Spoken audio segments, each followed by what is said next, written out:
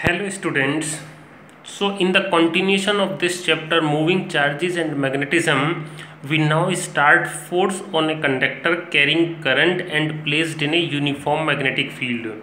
So what happens students, if there is a conductor, suppose we have a conductor carrying current I and it is placed in a uniform magnetic field of strength B, then what happens, it experiences the force and the value of this force is given by F is equal to IL cross B or F is equal to ILB sin theta. So as you have done in the previous part of the chapter, force on a moving charge. If a charge is moving in a uniform magnetic field, then it experiences the force F is equal to QV cross B. So on the similar concept, based on the similar concept, there is a force on current carrying conductor placed in a uniform magnetic field. So if there is a conductor of length L carrying current I and placed in a uniform magnetic field B, then it experiences the force F is equal to ILB sin theta. So we can derive this expression. Suppose this is our conductor of length L,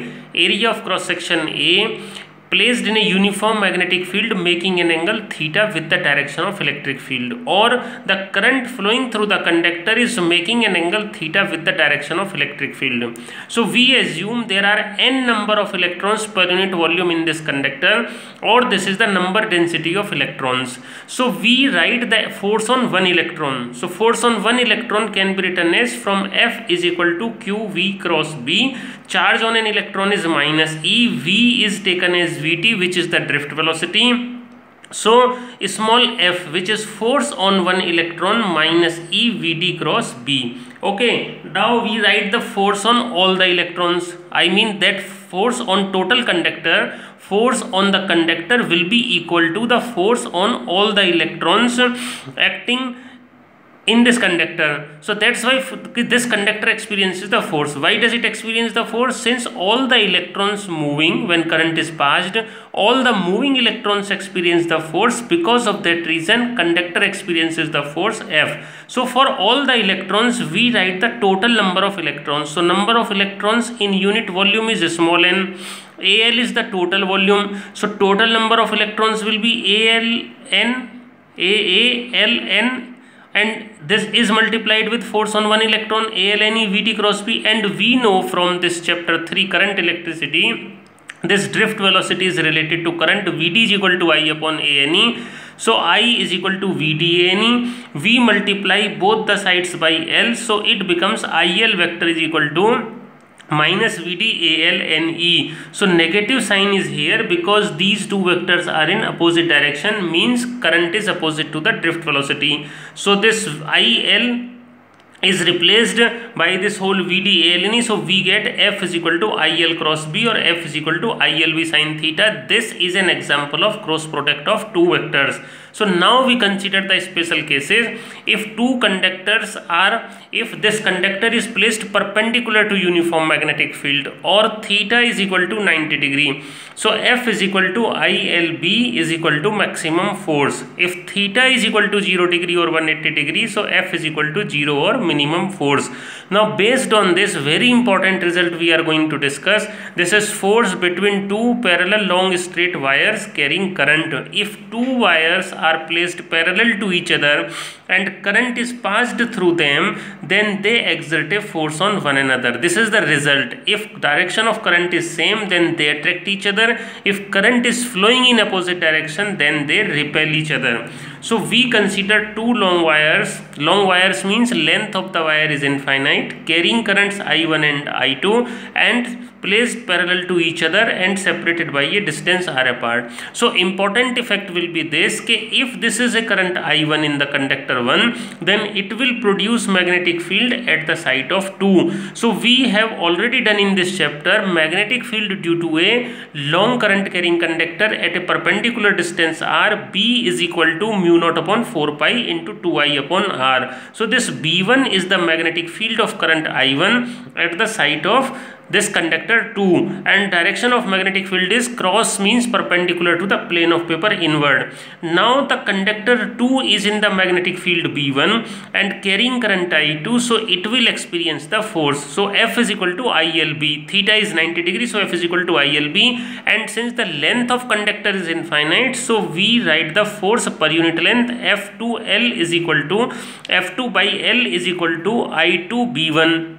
We are writing the force in conductor 2, so current in 2 is taken and magnetic field of 1 is taken, because the current carrying conductor 2 is placed in the magnetic field of conductor 1. So I2 B1 value is written. So we write the force per unit length F2 by L is coming out mu naught upon 4 pi into 2I1 I2 upon R.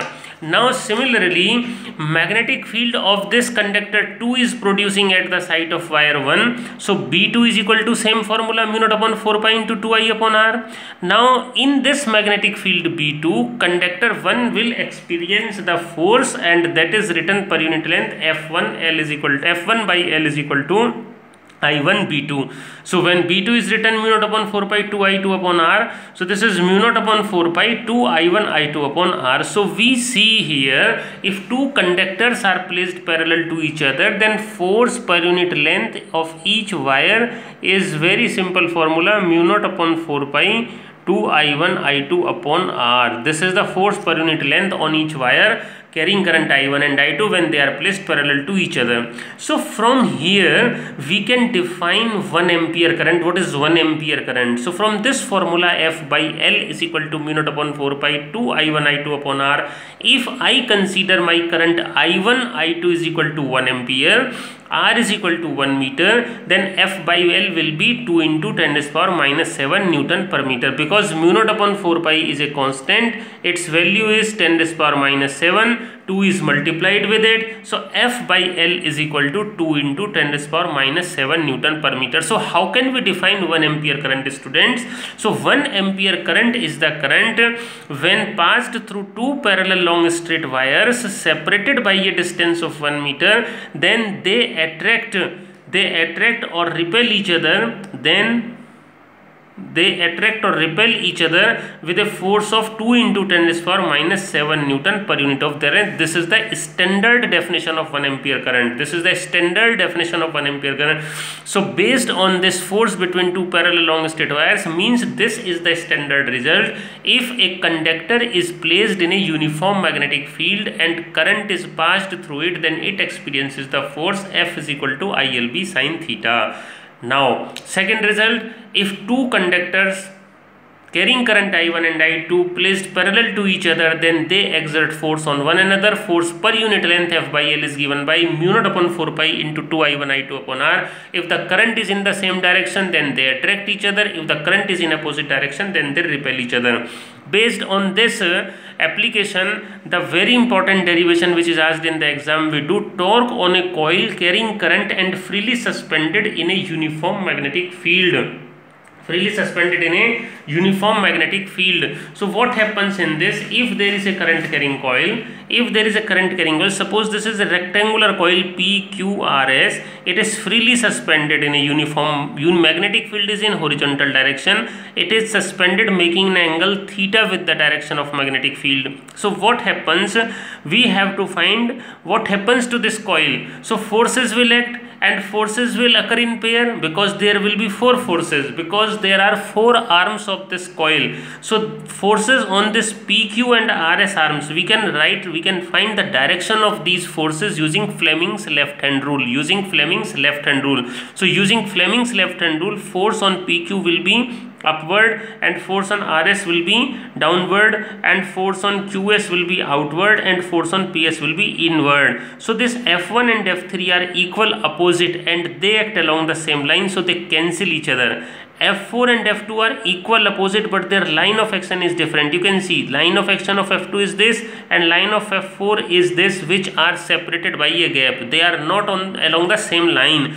So when two forces are not acting along the same line on an object, then they will develop a torque that has a tendency to rotate the coil in magnetic field. So torque is given by either force into perpendicular distance. So either force is ILB, and to understand the perpendicular distance, this is another diagram which I have drawn. Suppose these are the two arms, this two arm 1 point, this is F2 force and this is F4. Matlab instead of showing outward or inward, I have shown downward or upward, because in this two-dimensional paper I cannot show upward and downward direction. So मैंने क्या किया है, I have shown F2 downward, F4 upward. So B is the distance between these 2 points of application of forces.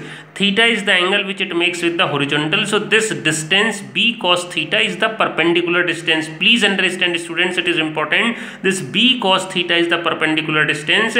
So tau is equal to force ILB into perpendicular distance B cos theta. So ILB B cos theta, this length into breadth, you know, this is the area of the coil. So this is IAB cos theta. Now generally in numericals or in questions, we are not given the angle which coil makes with the magnetic field. We are given the angle which normal to the plane of coil makes with magnetic field. So if alpha is the angle which normal to the plane of coil makes with the magnetic field, so sum of these two angle will be 90, because alpha is the angle which normal to the plane of coil makes, theta is the angle which coil itself makes with the magnetic field. So alpha plus theta is 90. So alpha is 90 minus theta, so tau is equal to IAB sin theta, IAB sin alpha. So there are two expressions, tau is equal to IAB cos theta, tau is equal to IAB sin alpha. So you should understand the difference when this formula comes with cos theta and in which condition formula is containing sin alpha. So sin term is written with the angle which normal to the plane of coil makes with the magnetic field, and theta is the angle. Cos, in terms of cos, it is written when angle is that coil itself is making with the magnetic field. So for n turns coil, we can write NIAB sin alpha. This NIAB is very important term. NIA is very important term. It is called magnetic dipole moment, capital M. So tau is equal to MB sin alpha. So tau vector is equal to M cross B vector. So this is very important formula for torque acting on a rectangular coil freely suspended in a uniform magnetic field. So special cases, if theta is 90 degree, tau will be maximum. MB if theta is 0 or 180, tau is equal to 0. So we have covered the torque acting on a current carrying coil freely suspended in a uniform magnetic field. So one topic is left in this chapter, that is moving coil galvanometer. We will do it in next class. Okay, thank you and thank you so much.